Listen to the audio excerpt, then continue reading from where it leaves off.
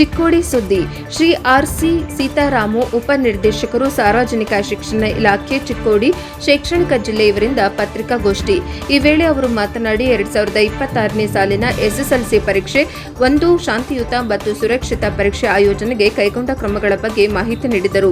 ವಿದ್ಯಾರ್ಥಿಗಳ ಸಂಖ್ಯೆ 41,671. ಎಸ್ಎಸ್ಎಲ್ಸಿ ಪರೀಕ್ಷೆ ಬರೆಯುತ್ತಿರುವ ಪುನರಾವರ್ತಿತ ಹಾಗೂ ಖಾಸಗಿ ವಿದ್ಯಾರ್ಥಿಗಳ ಸಂಖ್ಯೆ 3,927. ಎಸ್ಎಸ್ಎಲ್ಸಿ ಪರೀಕ್ಷೆ ಬರೆಯುತ್ತಿರುವ ಒಟ್ಟು ಹೊಸದಾಗಿ ಮತ್ತು ಪುನರಾವರ್ತಿತ ಹಾಗೂ ಖಾಸಗಿ ವಿದ್ಯಾರ್ಥಿಗಳ ಸಂಖ್ಯೆ 45,598. ಕೊಠಡಿ ಮೇಲ್ವಿಚಾರಕರು ಸೇರಿದಂತೆ ಎಸ್ಎಸ್ಎಲ್ಸಿ ಪರೀಕ್ಷೆಯ ಸಂಘಟನೆಗಾಗಿ ನೇಮಕ ಮಾಡಿರುವ ಒಟ್ಟು ಸಿಬ್ಬಂದಿಗಳು 3,402. ಎಸ್ಎಸ್ಎಲ್ಸಿ ಪರೀಕ್ಷೆಯ ಸುಗಮ ನಿರ್ವಹಣೆಗೆ ಬಳಸಿಕೊಳ್ಳುತ್ತಿರುವ ವಾಹನಗಳ ಸಂಖ್ಯೆ 76 ಎಂದು ತಿಳಿಸಿದರು. ವರದಿ ಚಿಕ್ಕೋಡಿ ಆಡಳಿತ ಶಿಕ್ಷಣ ಇಲಾಖೆ ಉಪನಿರ್ದೇಶಕರು ಶ್ರೀ ಆರ್.ಸಿ. ಸೀತಾರಾಮು. ಚಿಕ್ಕೋಡಿ ಆಡಳಿತ ಶಿಕ್ಷಣ ಇಲಾಖೆ ಉಪನಿರ್ದೇಶಕರು Shri R C. Sitaramu, NKS TV4. 2026 March 18ರಿಂದ ಏಪ್ರಿಲ್ 2ರವರೆಗೆ SSLC ಪರೀಕ್ಷೆ, ವಾರ್ಷಿಕ ಪರೀಕ್ಷೆ 1 ನಡೀತಾ ಇದೆ. ತಮ್ಮೆಲ್ಲರೂ ಕೂಡ ಯಾರೇ ಗೊತ್ತಿದೆ. ಕಳೆದ ವರ್ಷದಂತೆ ಈ ವರ್ಷವೂ ಕೂಡ ನಾವು SSLC ಪರೀಕ್ಷೆಯನ್ನು ಅತ್ಯುತ್ತಮವಾಗಿ ತಮ್ಮೆಲ್ಲರ ಸಹಕಾರದಿಂದ ಚೆನ್ನಾಗಿ ನಡೀಬೇಕು ಅನ್ನೋ ಉದ್ದೇಶದಿಂದ ಮತ್ತೆ ನಮ್ಮ ಸಿದ್ಧತೆಗಳು ಏನೇನು ಮಾಡ್ಕೊಂಡಿದ್ದೀವಿ ಅನ್ನುವ ವಿಷಯವನ್ನು ತಮಗೆ ಆ ಮೂಲಕ ಸಮಾಜದ ಎಲ್ಲ ಪೋಷಕರಿಗೆ, ಮಕ್ಕಳಿಗೆ ಎಲ್ಲರಿಗೂ ವಿಷಯ ತಿಳಿಸಬೇಕಾಗಿದೆ. ಎಲ್ಲ ಮಾಧ್ಯಮ ಮಿತ್ರರೇ, ಕಳೆದ ವರ್ಷ ನಮ್ಮ SSLC ಫಲಿತಾಂಶ 62.64 ಇತ್ತು ನಮ್ಮ ವಾರ್ಷಿಕ ಫಲಿತಾಂಶ.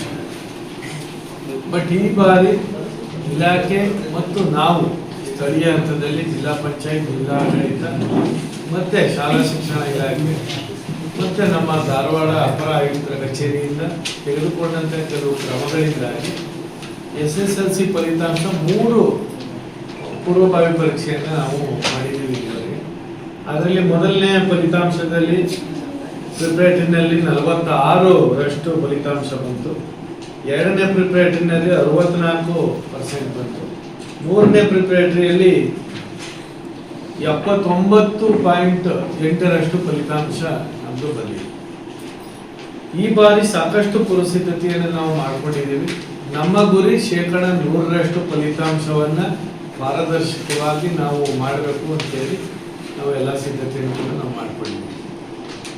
ಕೆಲವು ವಿದ್ಯಾರ್ಥಿಗಳು ಯಾರೋ ಗೈರು ಹಾಜರಾಗಿರ್ತಕ್ಕಂಥವರು ಅಥವಾ ಶಾಲೆಗೆ ಸಾಕಷ್ಟು ಬರ್ದನೆ ಇರ್ತಕ್ಕಂಥವ್ರು ಬಿಟ್ಟರೆ ನಮ್ಮ ಫಲಿತಾಂಶ ಎಲ್ಲ ಮಕ್ಕಳು ಕೂಡ ಆಗ್ತಾರೆ ಅನ್ನೋ ಭರವಸೆಯನ್ನು ನಾವು ಇಟ್ಕೊಂಡಿದ್ದೀವಿ.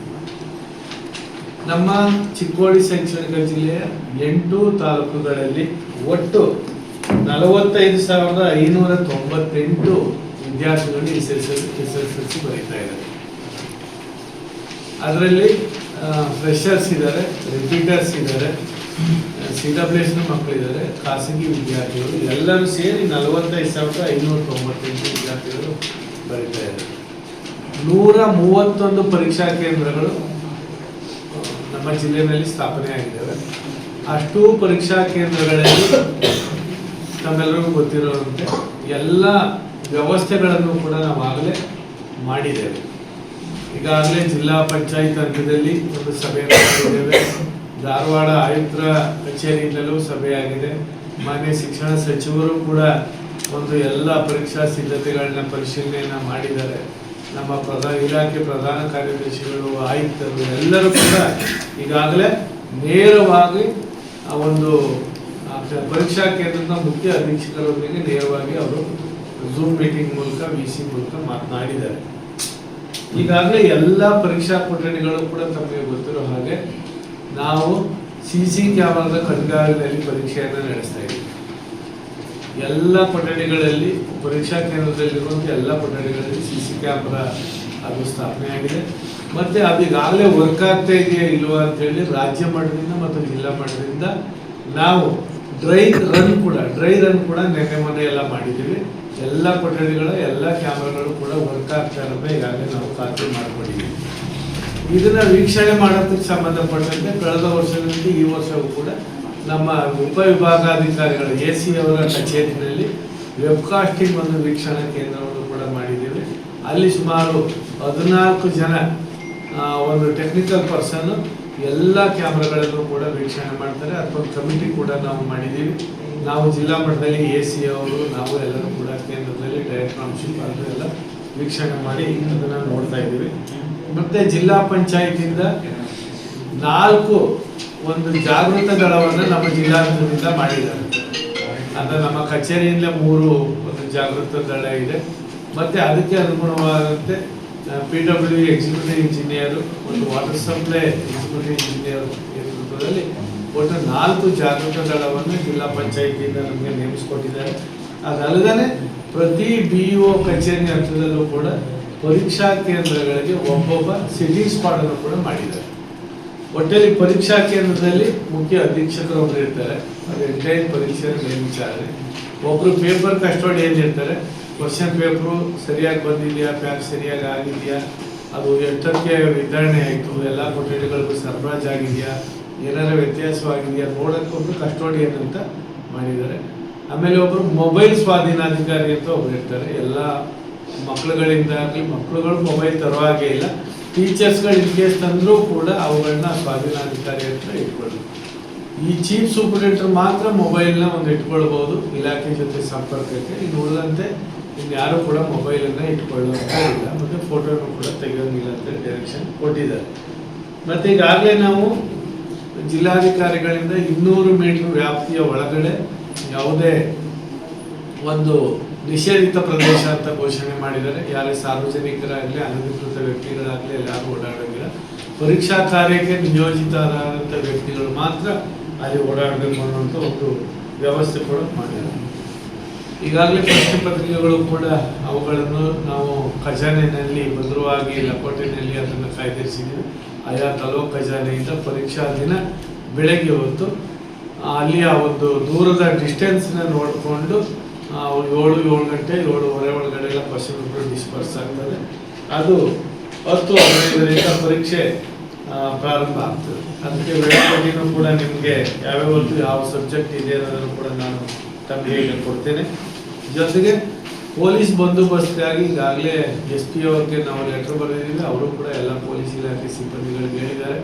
ಆಯಾ ತಾಲೂಕಿನ BO ಅವರು, treasury officer, taluk panchayat EO, tahsildar ಇವರ ಒಂದು ನೇತೃತ್ವದಲ್ಲಿ ಪೊಲೀಸ್ ಇಲಾಖೆ, KSRTC ಇಲಾಖೆ ಮತ್ತು ವಿದ್ಯುತ್ ಶಕ್ತಿ ಇಲಾಖೆ ಇಷ್ಟು ಇಲಾಖೆ ಜೊತೆ ಈಗಾಗಲೇ ಒಂದು ಸಭೆನೂ ಕೂಡ ಮಾಡ್ಕೊಂಡಿದ್ದಾರೆ. ನಾವು ರೂಟ್ ಮ್ಯಾಪ್ ಮಾಡಿಬಿಟ್ಟು ಎಲ್ಲ KSRTC ಡಿಪಾರ್ಟ್ಮೆಂಟ್ಗೂ ಕೂಡ ಕೊಟ್ಟಿದ್ದೀವಿ. ಎಲ್ಲೆಲ್ಲಿಂದ ಎಷ್ಟು ಮಕ್ಕಳುಗಳು ಬರ್ತಾರೆ, ಎಲ್ಲಿ ಬಸ್ಸನ್ನು ಸ್ಟಾಪ್ ಮಾಡಬೇಕಾಗ್ತದೆ ಅಂಥೇಳಿ ಈಗಾಗಲೇ ಎಲ್ಲ ಚೀಫ್ ಸೂಪರಿಂಟೆಂಡೆಂಟ್ಗಳಿಗೂ ಹೇಳಿದ್ವಿ, KSRTC ಸಿಬ್ಬಂದಿಗಳು ಹೇಳಿದ್ವಿ. ಯಾವುದೇ ಮಕ್ಕಳುಗಳು ಕೂಡ ಪರೀಕ್ಷಾ ಒಂದು ನಿಗದಿತ ಸಮಯಕ್ಕೆ ಹಾಜರಾಗಲು ತೊಂದರೆ ಆಗಬಾರ್ದು ಅಂತೇಳಿ. ಮತ್ತು ಈಗಾಗಲೇ ಇಲಾಖೆ ಡೈರೆಕ್ಷನ್ ಕೊಟ್ಟಿದೆ. ಅಡ್ಮಿಷನ್ ಟಿಕೆಟ್ ಈಗಾಗಲೇ ಇವತ್ತೆಲ್ಲ ಬಂದು ಎಲ್ಲ ಮಕ್ಕಳು ವಿತರಣೆ ಆಗಿದೆ. ಅಡ್ಮಿಷನ್ ಟಿಕೆಟ್ ತೊಗೊಂಡ್ರೆ ಅವರು ಉಚಿತವಾಗಿ ಅವರು PUC ಅವರಾಗಲಿ SSLC ಅವರಾಗಲಿ ಆ ಮಕ್ಕಳುಗಳು ಅಡ್ಮಿಷನ್ ಟಿಕೆಟ್ ತೋರಿಸಿದ್ರೆ ಪರೀಕ್ಷೆಗೆ ಅವರು ಫ್ರೀಯಾಗಿ ಕರ್ಕೊಂಡು ಹೋಗಬೇಕು ಅಂತ. ಇನ್ ಕೇಸ್ ಯಾವುದೇ ಮಗು ಅಡ್ಮಿಷನ್ ಟಿಕೆಟ್ ಏನೋ ಬೈ ಚಾನ್ಸ್ ಮಿಸ್ ಆಯಿತು ಅಂತ ಅಂದರೂ ಕೂಡ ಏನು ಯೋಚನೆ ಮಾಡೋಂಗಿಲ್ಲ, ಅದು ಆನ್ಲೈನಲ್ಲಿ ಇರ್ತದೆ. ನಾವು ಸೆಂಟ್ರಲ್ಲಾದರೂ ಅಡ್ಮಿಷನ್ ಟಿಕೆಟನ್ನು ಒಂದು 1-2 ಮಕ್ಕಳು ಮಿಸ್ ಆದರೂ ಕೂಡ ಡೌನ್ಲೋಡ್ ಮಾಡಿಕೊಡ್ತೀವಿ. ಪರೀಕ್ಷೆ ಬರೆಯೋಕ್ಕೇನು ತೊಂದರೆ ಆಗಲ್ಲ. ಮತ್ತು ಪರೀಕ್ಷಾ ಕೇಂದ್ರದಲ್ಲಿ ಮಕ್ಕಳುಗಳಿಗೆ ಹೇಗೆ ಬರಬೇಕು, ಬೆಳಗ್ಗೆ ಹೊತ್ತು ಏನು ತಿನ್ನಬೇಕು, ಹೇಗೆ ಎಷ್ಟೊತ್ತಿಗೆ ಸಮಯಕ್ಕೆ ಹಾಜರಾಗಬೇಕು, ಆರೋಗ್ಯದ ಬಗ್ಗೆ ಕಾಳಜಿ ವಹಿಸೋದ್ರ ಬಗ್ಗೆ ಈಗಾಗಲೇ ನಾವು ಶಾಲಾ ಹಂತದಲ್ಲಿ ಅವರಿಗೆ ತರಬೇತಿ ಕೊಟ್ಟಿದ್ದೀವಿ. ಆದರೂ ಕೂಡ ಏನಾದರೂ ಇಂಥ ಭಯ ನಿವಾರಣೆಗೋಸ್ಕರನೂ ಕೂಡ ಸಾಕಷ್ಟು ನಾವು ಈಗಾಗಲೇ VC ಮೂಲಕ ಎಲ್ಲ ತಿಳಿಸಿದ್ದೀವಿ. ಹಾಗೂ ಏನಾದರೂ ತೊಂದರೆ ಆಯಿತು ಅವರು ಸಣ್ಣ ಪುಟ್ಟ ಒಂದು ಏನು ಮೆಡಿಸಿನ್ಸ್ ತುರ್ತು ಅವಶ್ಯಕತೆ ಇರ್ತದೆ ಅದನ್ನು ಒಂದು ಯಾರು ನಮ್ಮ ಆಶಾ ಕಾರ್ಯಕರ್ತರಿದ್ದಾರೆ ಅವರು ಪ್ರತಿ ಸೆಂಟರ್ಗಳಲ್ಲೂ ಕೂಡ ಒಬ್ಬೊಬ್ಬರು ಆಶಾ ಕಾರ್ಯಕರ್ತರು ಇರ್ತಾರೆ. ಅವರು ಕನಿಷ್ಠ ಮೆಡಿಕಲ್ ಫೆಸಿಲಿಟೀಸ್ ಜೊತೆ ಅಲ್ಲಿ ಇರ್ತಾರೆ. ಮತ್ತು ಅಂಗನವಾಡಿ ಟೀಚರು ಕೂಡ ಅವ್ರ ಜೊತೆಗೆ ಇರ್ತಾರೆ. ಮತ್ತು ಅಲ್ಲಿ ಪರೀಕ್ಷಾ ಸಮಯದಲ್ಲಿ ಯಾವುದೇ ವಿದ್ಯುತ್ ವ್ಯತ್ಯಯ ಆಗಬಾರ್ದು ಅಂತೇಳಿ ಈಗಾಗಲೇ ಅವ್ರ ಜೊತೆನೂ ಕೂಡ DC ಅವರು ಮೀಟಿಂಗ್ ಮಾಡಿ ಹೇಳಿದ್ದಾರೆ. ನಾವು ನಮ್ಮ ಹಂತದಲ್ಲೂ ಕೂಡ ಎಲ್ಲ ಲೆಟರ್ ಕರೆಸ್ಪಾಂಡೆನ್ಸ್ ಮಾಡಿದ್ದೀವಿ.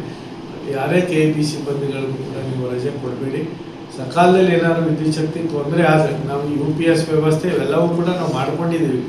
ಆದರೂ ಏನಾದರೂ ವ್ಯತ್ಯಯ ಆದರೆ